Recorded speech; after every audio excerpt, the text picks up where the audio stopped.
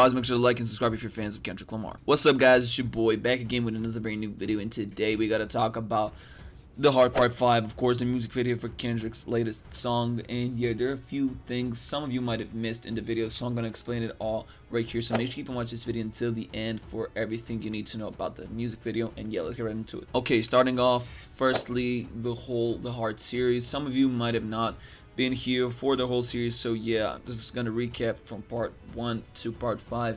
This is a multi-part series, and yeah, Kendrick releases these before his albums usually, but the first and the second part were actually, the first part was released before his 2010 mixtape Overly Dedicated, and yeah, it was a pretty good song. And then part 2 was the opening to the mixtape, so both of those were released in 2010. Now the Hard Part 3 actually got released before his album Good Kid, Mad City, and that was back in October 2012.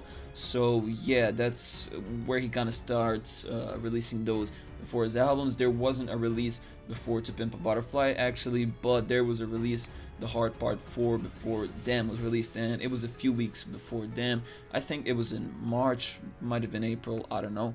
And also the Hard Part 5 released almost a week before his album Mr. Morale and the Big Steppers, which is going to release this Friday, which I'm super excited for, as I'm sure you guys all are. So yeah, let's talk about the music video now. Okay, so let's start off with the second verse, where Kendrick Lamar morphs into 3 people. First off, it's OJ, then it's Kanye West, and lastly it's Jussie Smollett.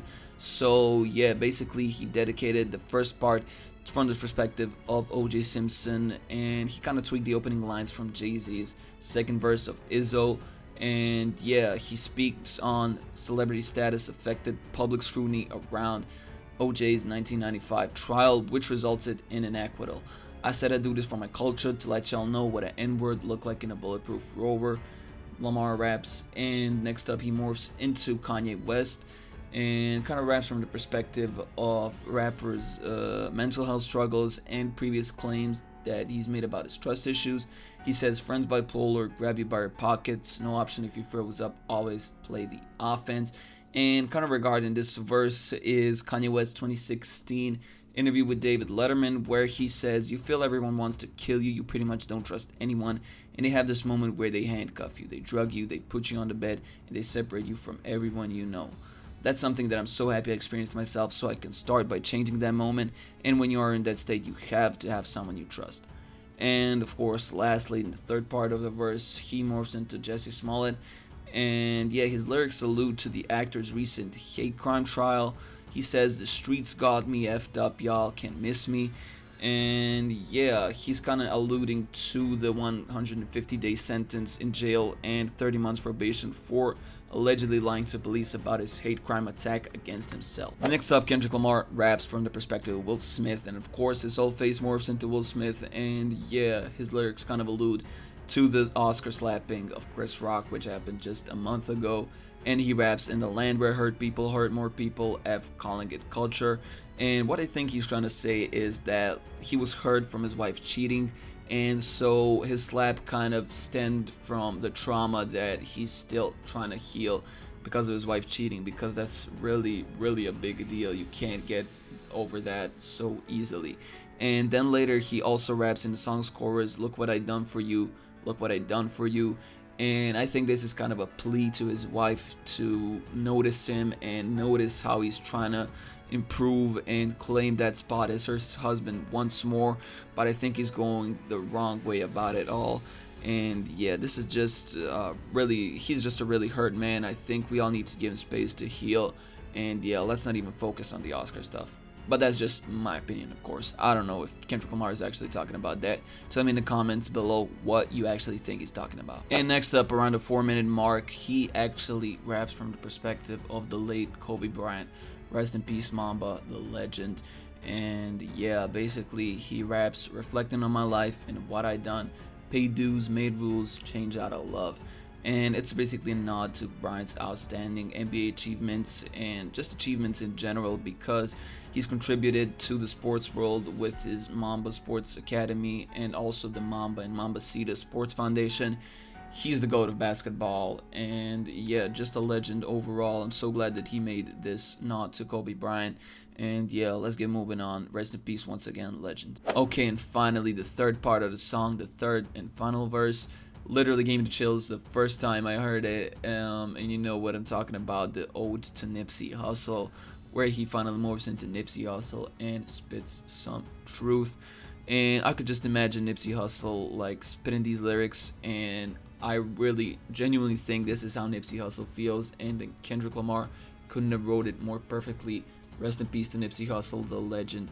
And yeah, he was there to express what he meant to the world, leave a message to his family and friends and also fans, and to address the late rapper's killers. So he raps, "To my brothers, to my kids, I'm in heaven.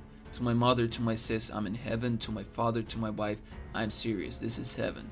To my friends, make sure you count them blessings. To my fans, make sure you make them investments. And to the killer that sped up my demise, I forgive you. Just know your soul's in question. I seen the pain in your pupil when that trigger had squeezed, and though you did me gruesome, I was surely relieved. I completed my mission, wasn't ready to leave, but fulfilled my days, my creator was pleased." He adds, "I can't stress how I love y'all. I don't need to be in flesh just to hug y'all. The memories collected just because y'all celebrate me with respect. The unity we protect is above all." And he ends his verse with yet another touching message to Hustle's fans. "And I can't blame the hood the day I was killed. Y'all had see it. That was the only way to feel. And though my physical won't reap the benefits, the energy that carry on still emits. I want you." And then he also leaves a touching message to Nipsey Hussle's brother, Black Sam. And they were pretty close when Nipsey Hussle was alive, and after his 2019 demise, Sam vowed to carry on his brother's legacy, known as the Marathon Continues mantra, and he left him a message from Nipsey's perspective, rapping, "And Sam, I'll be watching over you. Make sure my kids watch all my interviews. Make sure you live all the dreams we produce. Keep the genius in your brain on the move." And I can just imagine how Nipsey's brother felt when he heard this. This is a really touching verse, one of the most touching verses I've ever heard in my life. It's so insane how Kendrick did it so well. Rest in peace to Nipsey Hussle, of course. Just a legend, man. Just a legend. Kendrick is also a legend, giving an ode to the West Coast legend Nipsey Hussle. I'm speechless. I just read this verse once again, and I'm speechless, guys. And alright, that's the end of this video. Hopefully you enjoyed everything we talked about today. And if you already haven't, make sure to like and subscribe if you're fans of Kendrick Lamar. I really hope you liked it. And yeah, can't wait for the album. I'll see you then, guys. Peace out.